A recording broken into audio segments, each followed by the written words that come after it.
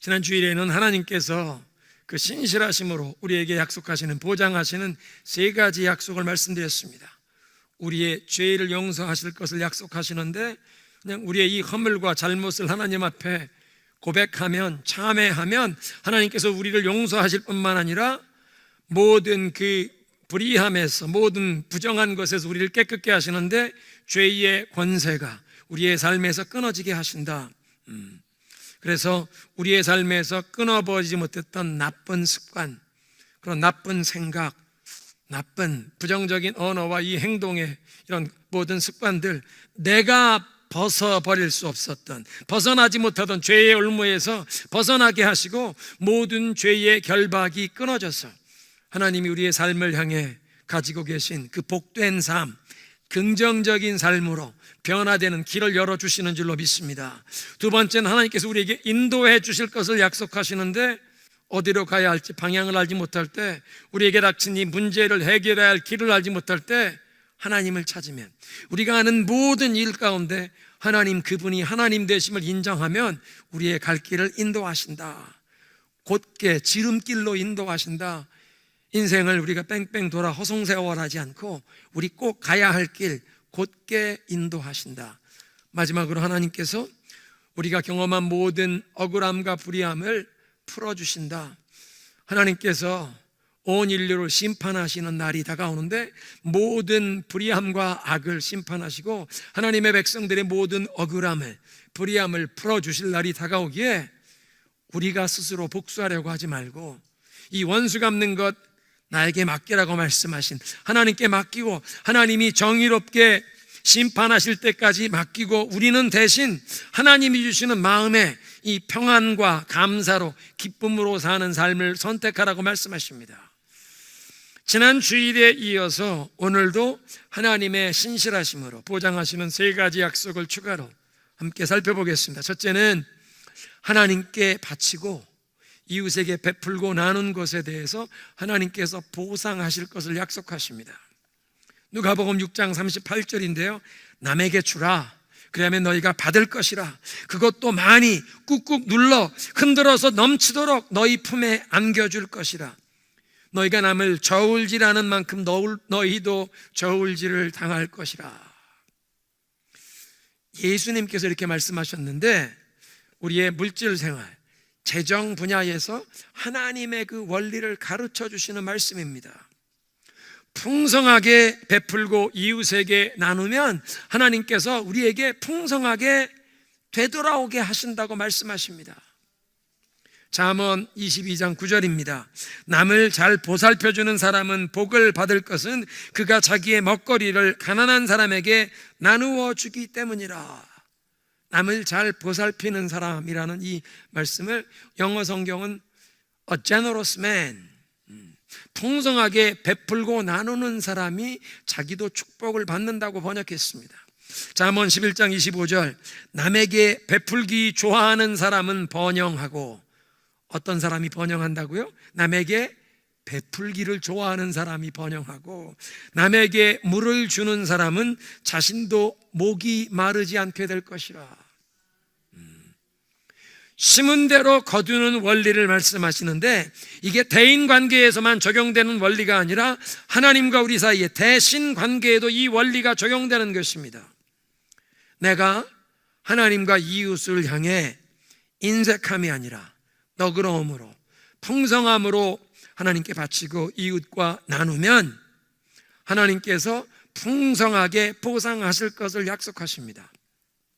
성경에는 재물에 관하여, 특별히 하나님께 바치고 이웃에게 베풀고 나누는 것에 대한 약속이 다른 어떤 그 주제에 관한 약속보다 더 많습니다. 그만큼 하나님께서 우리들이 돈을 어디에 쓰는가를 그렇게 관심 있어 하신다는 뜻인데, 왜냐하면 사람은 돈과 재물, 탐욕에 얽매이기 쉬운 존재이기 때문입니다. 그래서 십계명, 모든 사람이 반드시 지켜야 하는 인생의 그 10가지 원리, 십계명을 주신 것 가운데 2가지가 이 재물에 관한, 탐욕에 관한 것입니다. 남의 것을 도적질하지 말라, 이웃의 소유를 탐내지 말라. 십계명 가운데 2가지가 재물에 관한, 탐욕에 관한 것을 보아도 사람이 이렇게 재물에 탐욕에 관해서 이 죄를 짓기 쉽다는 것입니다. 그래서 우리의 신앙이 참된 신앙인지, 하나님을 정말 온전히 의지하며 나의 인생으로 섬기고 있는 것이 가장 뚜렷하게 나타난 부분은 바로 우리의 헌금 생활입니다. 사랑하는 성도 여러분, 우리의 삶 가운데 우리의 재정과 우리 가정의 경제적인 필요를 하나님께서 책임져 주시고 그 우리의 모든 필요를 공급해 주시는 것만큼 더 마음 편하고 안정된 삶이 어디 있습니까? 돈을 은행에 많이 예금해 둔 것보다, 미국 사람들 그런 얘기하죠. Money in the bank.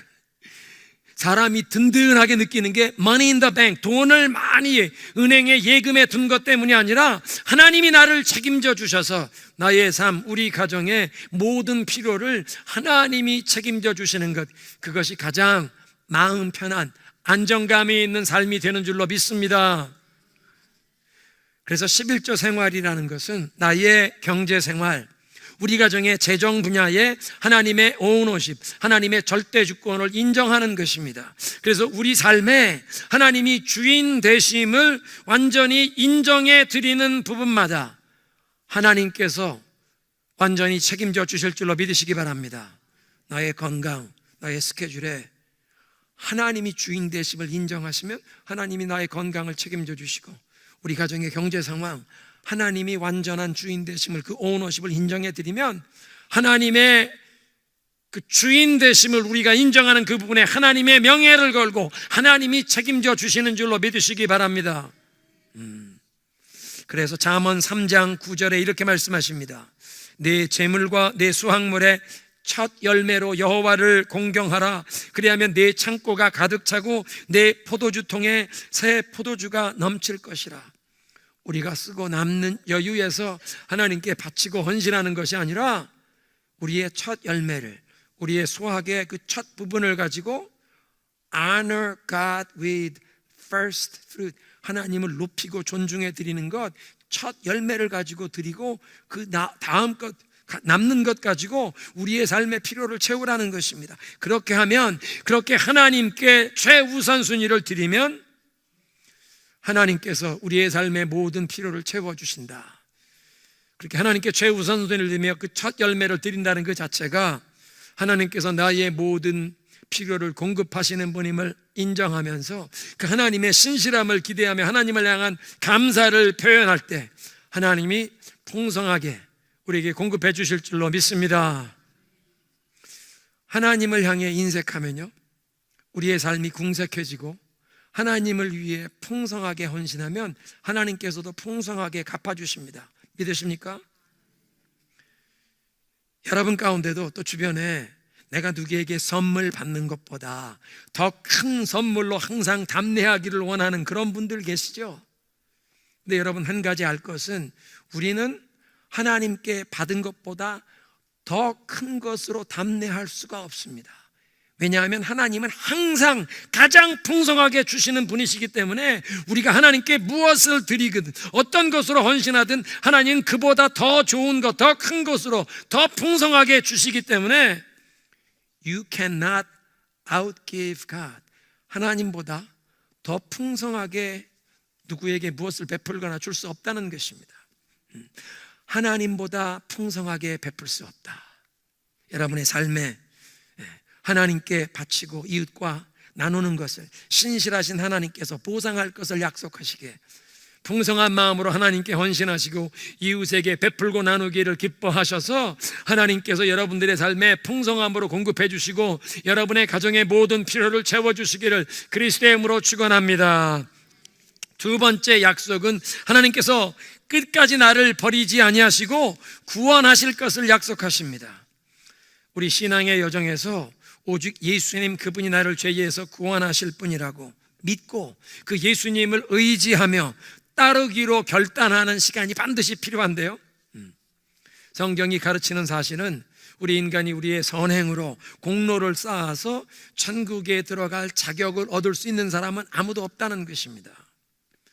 하나님께서 은혜의 선물로 값없이 죄사함과 구원의 이 선물을 주신다고 말씀하십니다. 그래서 나의 힘과 노력으로 천국에 들어갈 자격을 얻을 수 있는, 구원을 얻을 수 있는 그런 능력이 없음을 고백하면서, 인정하면서 오직 예수님만이 나의 구세주가 되심을 고백하고, 그래서 내 인생을 예수님의 손길에 위탁하고 그분을 의지하는 이 믿음의 결단을 하는 순간 우리는 영적으로 새롭게 태어나는 born again, 거듭남을 경험하면서 우리의 영적인 신분이 바뀝니다. 하나님의 자녀로 우리의 이 영적인 신분, 우리의 정체성이 바뀌는 것입니다. 그리고 하나님의 자녀가 되는 그 순간부터 하나님께서 우리의 삶을 그 은혜의 손길로 붙드시고 끝까지 우리를 포기하지 아니하시고 하나님께서 우리의 그 구원을 온전히 이루어 주실 줄로 믿으시기 바랍니다. 그러니까 구원이 우리의 노력과 선행의 결과로 주어지는 것이 아니기 때문에 계속 선행을 유지해야 우리의 영혼의 구원을 유지하는 것이 아니라는 뜻입니다. 구원은 오로지 하나님의 은혜로 말미암아 우리가 하나님의 자녀가 되는 신분의 변화, 거기에서부터 우리의 진정한 신앙의 여정이 시작되고 그 신실하신 하나님의 은혜의 손길로 우리를 붙드셔서 우리의 이 구원, 마지막 그 순간까지 하나님이 지켜주신다. 고린도전서 1장 8절 이렇게 말씀하세요. 그분은 재림하시는 날에 여러분이 흠없는 자가 되도록 끝까지 지켜주실 것입니다. 한번 따라합니다. 끝까지 지켜주시리라. 여러분을 불러 그의 아들 주 예수 그리스도와 교제하게 하시는 하나님은 신실하신 하나님이십니다. 그러니까 우리의 삶에서 신실하신 하나님이 시작하신 일, 그 영혼 구원의 역사를 하나님이 끝까지 붙들어 주셔서 예수님 재림하시는 날 그분 앞에 흠잡을 것 없는 사람으로 설 수 있도록 우리를 끝까지 붙들어 주시고 우리의 삶을 이 영적인 이 변화의 여정, 영적인 성장의 여정에 하나님이 끝까지 우리를 붙잡아 주실 것을 약속하시는 것입니다. 우리가 이걸 끝까지 붙잡고 지키는 것이 아니라 하나님이 이것을 끝까지 붙잡고 지켜주신다. 구원을 나의 선행과 노력으로 얻는 것이라고 하면 내가 큰 죄를 범하는 순간 그 구원을 잃어버릴 것입니다. 나의 선행과 공로로 구원을 얻는 것이라고 하면 그 선행을 멈추는 순간 자격 박탈하고 이 구원을 빼앗길 것입니다. 그런데 처음부터 나의 선행과 공로가 아니라 하나님의 은혜의 선물로 우리가 죄사함과 구원을 얻었기에 이제부터 내가 어떤 종교적인 규범을 지키면서 하나님 앞에서 나의 신분을, 내 구원을 유지하는 게 아니라는 말씀입니다. 세상의 모든 종교는, 이 예수 그리스도의 복음을 제외한 세상의 모든 종교는 특정한 종교적인 규범을 지키면서 자기의 노력으로, 자기의 행실로 이 구원에 이르라고 가르칩니다. 선행을 통해 구원에 이르라고 가르칩니다. 인간의 선행을 통해서 절대자이신 하나님 앞에서 마치 포인트를 적립하듯이 그 선행을 쌓아가다가 인생의 여정을 마치는 날 그 창조주 하나님 앞에 심판받을 때 설 때에 자신이 쌓아둔 선행의 포인트가 충분하면 천국에 들어가는 티켓을 얻는 것이라고 하면, 그렇게 구원을 얻는다고 하면 모든 종교와 신앙은 인간에게 가장 부담스러운, 무거운 짐이 됩니다. 내가 선행을 충분히 쌓아야 천국에 들어갈 티켓을 얻을 수 있다. 내가 선행을 충분히 쌓아야, 유지해야 하나님과의 관계, 하나님의 자녀의 신분을 유지할 수 있다. 신앙생활은, 종교는 무거운, 부담스러운 짐이 됩니다. 그런데 성경은 죄사함과 구원이 우리의 어떤 노력이 아니라 선물로 하나님의 은혜로 주시는 것이라고 말씀하십니다. 하나님 편에서 모든 비용을 다 지불하시고 죄에 빠진 인간을 구원하신다고 말씀하십니다. 우리가 요즘에 새벽마다 온 교회가 이사야서 말씀을 묵상하고 있는데요, 우리 지난주 이 이사야 지금 이 50장부터 이사야 53장에 고난받는 여호와의 종의 노래를 읽으면서 우리는 이것이 예수님께서 십자가에서 고난받으실 것을 예언한 말씀이구나 즉시 알아볼 수 있습니다. 예수님이 역사의 무대에 등장하기도 전에 600년 전에 하나님께서 이사야를 통해 그 예언의 말씀을 기록하게 하셨습니다. 죄 없으신 하나님의 아들을 이 땅에 메시아로 보내요 우리 인간의 이 모든 죄와 허물에 대한 형벌과 저주를 그 예수님이 십자가에서 담당하게 하시고, 그 예수님의 십자가의 고난에, 그 희생의 은택을 의지하는 자들에게 죄사함과 구원을 얻게 하시고 하나님의 자녀로 삼아주신다는 그 예언이 이사야 53장에 기록되어 있는 것입니다. 그가 우리의 죄 때문에 찔림을 당하고 상처를 입었으니 그가 징계를 받음으로 우리는 평화를 누리게 되었고 그가 채찍에 맞음으로 우리는 나음을 받았습니다. 우리는 다 길 잃은 양처럼 제각기 어리석은 길을 갔지만 하나님께서는 우리 모두의 허물을 다 그에게 담당시키셨습니다.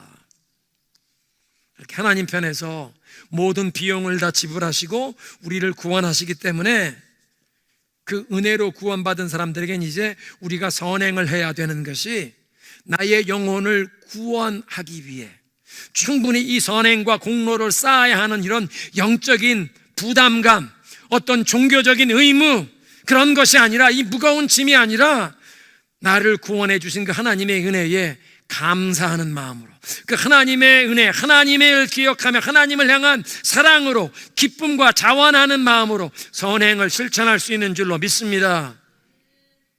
여러분 주변에 정말 훌륭한 자선사업가들이 계십니다.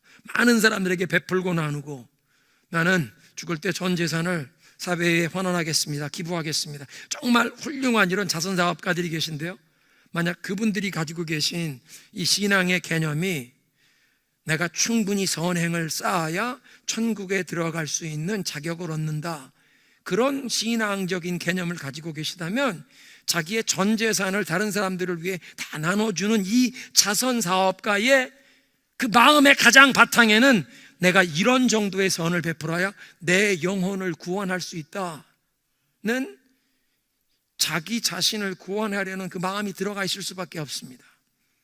그런데 예수 그리스도의 복음으로 그 은혜로 구원을 얻은 우리들에게는 이제 우리가 많은 선행으로 공로를 쌓아서 우리 영혼을 구원해야 한다는 이런 강박관념이 아니라, 이런 무거운 율법의 짐이 아니라, 이미 나를 구원해 주시고 하나님의 자녀 삼으신 그 은혜에 감사하여 아무런 숨은 동기 없이 순수한 마음으로 기쁨과 감사로 선행을 베풀고 이웃을 사랑할 수 있는 줄로 믿으시기 바랍니다.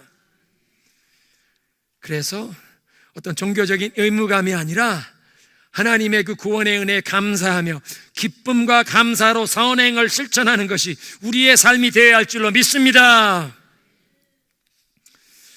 그렇게 하나님의 은혜로 우리가 구원을 받았기에 그 하나님의 은혜가 우리를 붙드시고 그 하나님의 은혜가 매일매일 우리를 일으켜 주시는 줄로 믿습니다. 하나님의 능력의 손길이 우리를 끝까지 붙들어 주시는 줄로 믿습니다. 그러면 예수 믿는 사람들이 죄에 넘어지면 어떻게 됩니까? 예수 믿는 사람도 완전한 사람이 하나도 없어서 죄와 유혹에 넘어지는데, 그렇게 예수 믿는 사람이 하나님의 자녀가 된 사람이 그러면 죄에 빠지면, 죄에 넘어지면 구원을 잃어버립니까? 디모데후서 2장 13절 이렇게 말씀하십니다. 우리는 신실하지 못하더라도 그분은 언제나 신실하십니다. 그분은 자신을 부인할 수 없으시기 때문입니다. 하나님이 신실하셔서 우리가 하나님을 잊고 우리의 말과 행실에서 꼭 예수님을 부인하는 듯한 그런 행실을 하고 그렇게 죄에 넘어질 때도 하나님은 신실하셔서 우리를 끝까지 놓지 아니하시고 우리를 붙들어 주실 줄로 믿습니다.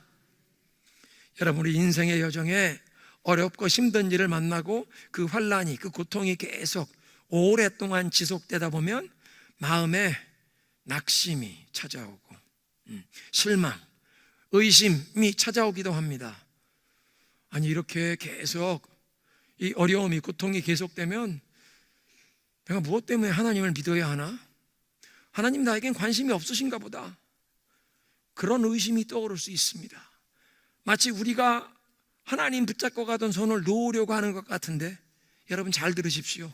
그런 어려운 상황에 우리가 하나님을 손을 놓으려고 해도 우리의 팔목을 부여잡으신 하나님께서는 그 사랑하는 자녀의 손목을 결코 놓지 않으실 줄로 믿습니다.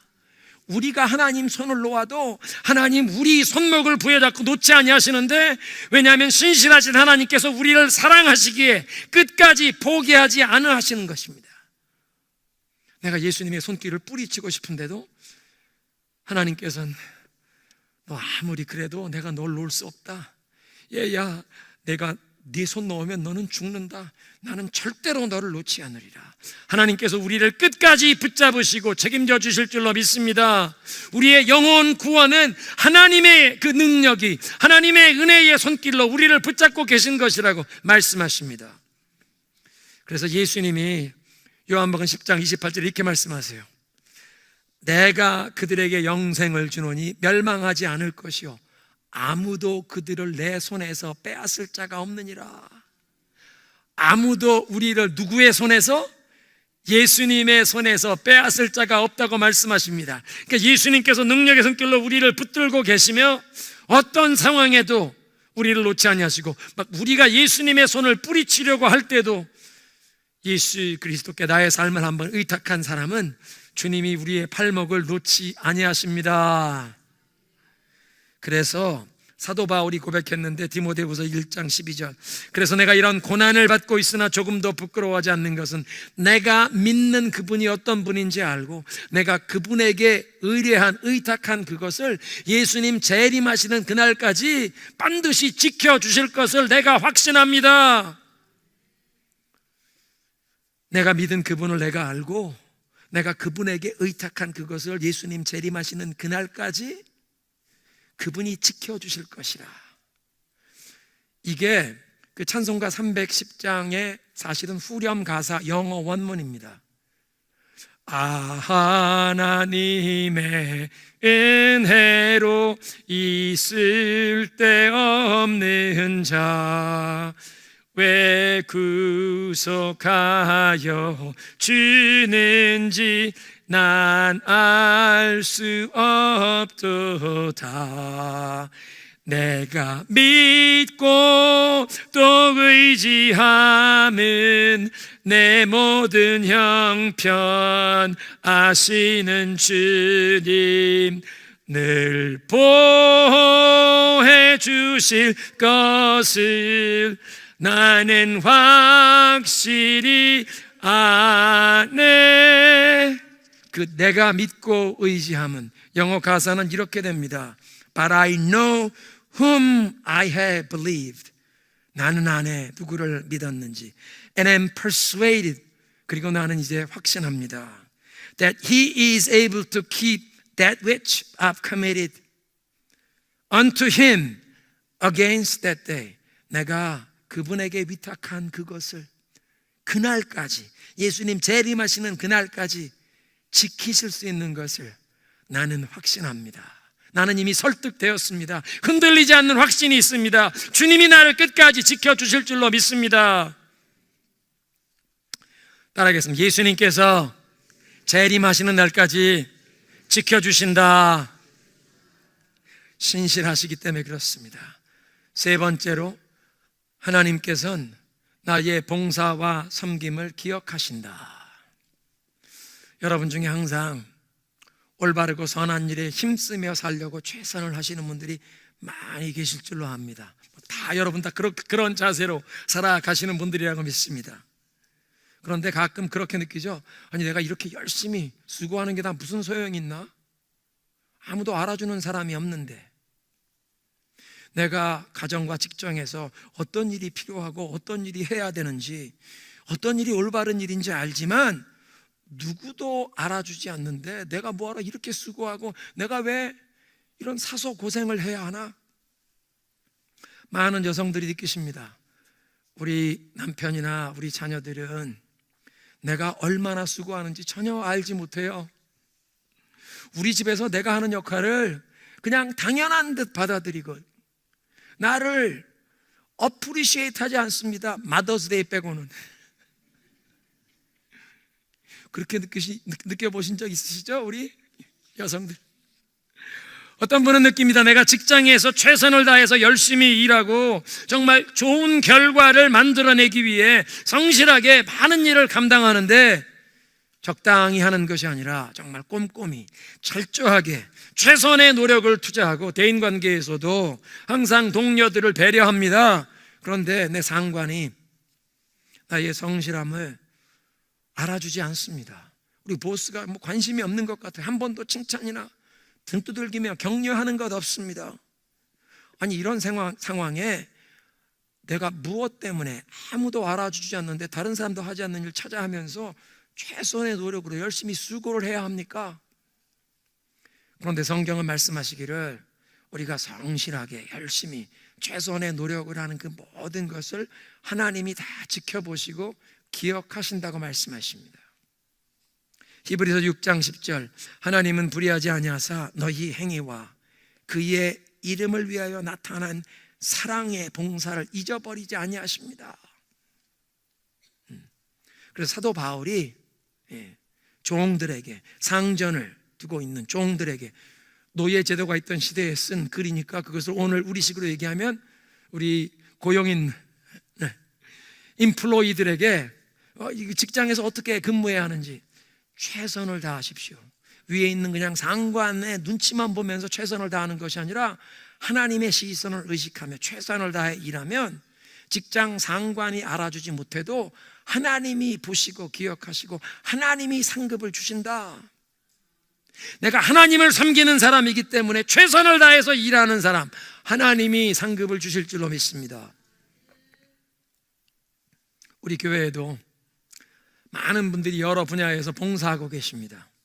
그냥 구경꾼이 아니라 직접 참여하여 그리스도의 몸된 이 교회의 한 부분의 역할을 내가 감당하기 위해서 최선의 노력을, 자원봉사하시는 분들이 많습니다. 여러 분야에서 교육부의 교사로 봉사하시는 분들도 계시고, PTA의 임원으로, 찬양대에서, 각 선교회에서 임원으로, 소그룹에서, 어떤 분들은 보이지 않는 백그라운드에서 매주일 우리 재정부에서 봉사하시는 분들, 방송실에서 봉사하시는 분들, 도서실에서, 주방에서 매주 봉사하시는 분들이 계십니다. 어떤 때는 여러분들의 스케줄이 꽉 차 있어서 정말 시간을 내기가 어려운 분들도 계십니다. 가정과 직장에서 여러분의 책임을 수행하시면서 자녀들 교육하고 연로하신 부모님들 돌보면서 정말 한 시간도 시간을 내기 어려운 그런 분주한 주간이 있는데도 교회 일이니 하나님을 섬기는 일 내가 감당하리라, 그렇게 시간을 내어 그 1시간 2시간 교회 일에 봉사하시는 분들이 계십니다. 그리고 주님께서 여러분들의 그런 모든 봉사와 섬김을 보시고 기억하시고 주님 앞에 서는 날 칭찬과 상급을 얻게 하실 줄로 믿으시기 바랍니다.